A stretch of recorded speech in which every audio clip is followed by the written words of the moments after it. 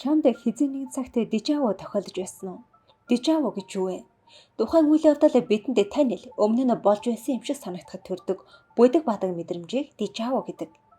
Ресторанд болж байгаа үйл явдлууд яг чиний бодож байгаагаар өрнөж, орчлон хорвоо чиний дэглэсэн бүжиг шиг хөвч эхэлнэ.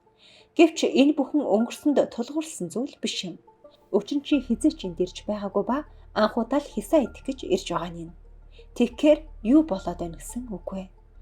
Харамсалтай нь одоогоор дижавог ганцхан олоор тайлбарлах боломжгүй аж. Дижав нь ямар ч үрдчлэн сануулгагүйгээр маш хурдан болоод өнгөрдөг учраас эрдэмтэд хангалттай судлаж тэмдэглэж чадаагүй. Зүгээр суугаад л хизээ дижав гарч ирэх бол тэр үед нь судландаа гэд хүлээх боломжгүй. Тийм учраас дижавог судлахад олон жил шаардлагатай болдог. Түүнээс гадна биет бодит зүйлээр илэрдэггүй учраас судалгааны төвшөнд дижавог мэдрэмж сэтгэгдэл гэж тодорхойлдог. Ийхүү бит нотлохоо дутмаг байдгийн улмаас дижавгийн тухай олон жилийн туршид хоригдлогдсон маш олон таамаглалууд байдаг. Эмил Борок дижавг анх аль хэдийнэ харсан гэсэн утгатай Франц үгээр нэрлэж нэвтрүүлсэн ба тэр цагаас хойш дижавг тайлбарлах гэж оролцсон 40 гаруй онол гарсан байдаг. Танин мэдхийн сэтгэл судлал болон тархины зураг дээр шинжлэх ухааны хөгжил нь энэ үзэгдлийг илүү наривчлан судалдаг. Одоо бүгдээрээ дижавгийн талаарх орчин үеийн 3 алдартай онолтой нэг рестораны жишээн дээр танилцъя. Эхнийх нь мэдээллийн хоёрдмол боловсруулалт. Үүнийг ойлгохын тулд бидэнд үйл явдал хэрэгтэй болно. Рестораны зөөгч тавиуртай тавга газарт санаанд хундачихлаа. Энэ мөч чамд харагдах үед чиний тархины эсүүд гинтийн сандарсан мэдээллүүдийг боловсруулдаг. Зөөгчийн сандарсан гар тусламж дуудаж байгаа нь бас атны үнэргээд энэ бүх мэдээллүүд миллисекундын дотор тархины мэдээлэл дамжуулах сувгаар маш хурдтай өнгөрч нэг моментод боловсруулагддаг. Ихэнхдээ энэ бүх үйл явдлууд тархинд нэг зэрэг бичигддэг. Харин зарим мэдээлэл дамжуулагдах явцдаа бага зэрэг хоцрох үед дижав бий болдог гэж үздэг байна. Мэдээллүүд өөр цагт ирснээр сүүлийн мэдээллийг тарих тусдаа үйл явдал гэж буруу таньдаг. Ингэж эхний үйл явдал аль хэдийнэ тархинд бичигдсэн зүйл мэт мэдрэгдэхэд өмнө нь энэ үйл явдал болж байсан юм шиг санагддаг. Зарим талаараа үнэхээр өмнө нь болсон явдал гэдэг нь үнэн. Бидний дараагийн онол. Одоо цагийн алдаанаас илүү өнгөрсний төрөгдөлтэй холбогддог. Үүнийг холограммын онол гэдэг. Энэ онолыг шалгахын тулд ширээний бүтээлэг ашиглана.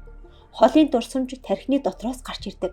Яагаад гэвэл дурсамжууд холограмм байдлаар хадгалагддаг. Холограмм байдаг учраас дурсамжийг бүтнээр нь харахын тулд зөвхөн дурсамжийн нэг хэсэг нь байхад хангалттай. Чиний тарих ширээний бүтээлийг өнгөрсний нэг хэсэг гэж тодорхойлсон байгаа. Магадгүй энэ нь чиний эмээгийн гэрт харсан бүтээлэг байж болох юм. Гэхдээ чи үүнийг эмээгийн гэрт харсан бүтээлэг гэдгийг санахын оронд хуучин дурсамжуудаа шууд цуглуулдаг. Ингэснээр танил байдал юм шиг санагдавч яг тодорхой дурсамж байхгүй байдалд ордог. Чи хизээч энэ ресторанд ирж байгаагүй боловч энэ ширээний бүтээлийг өмнө нь харж байсан. Гэхдээ энэ яг хаана харснаа тодорхойлж чадахгүй. Одоо энэ сэрийг хартаа анхаарал чинь төвлөрч байна уу? Бидний дараагийн танилцах онол бол хуваагдмал анхаарлын онол. Энэ онолоор бол бидний тарих нэг тодорхой объектыг сатаарсан байж байгаад эргэн тойрноо гинт анзаарах үед дижав болдог үйл явдал юм. Гинт анзаарахад бидэнд яг л энд өмнө нь байсан юм шиг сэтгэл төрдөг. Жишээ нь яг одоо чи сирээнд хит анхаарлаа төвлөрүүлсэн байгаа учраас ширээний бүтээлэг болон алдаа гаргаж байгаа зөөгчийг анзаараагүй. Хэдийгээр чиний тарих энд болж байгаа бүх үйл явдлыг бичиж байсан ч энэ үйл явц чиний ухамсараас гадуур төвшөнд өрнөж байна. Харин эцэст нь чи анхаарлаа сирээнээс холдуулж эргэн тойрноо ажиллахад чамд яг өмнө нь энд байсан юм шиг санагдана. Учир нь чи үнэхээр энд байсан. Зүгээр л анхаарал чинь сарнсан байсан. Дээрх 3 онол гурвуулаа дижавгийн онцлог шинжийн тухайд санал нэгддэг боловч эцсийн байдлаар дүгнэж учир шалтгааныг нь гаргасан онол байхгүй хэвээрээ байна. Гэхдээ судлаачдыг энэ хурдан болоод өнгөрдөг үйл явдлыг барьж авах арга гаргаж ирэхийг хүлээж байхаар бид өөрсдөө дижав судлаж болох юм.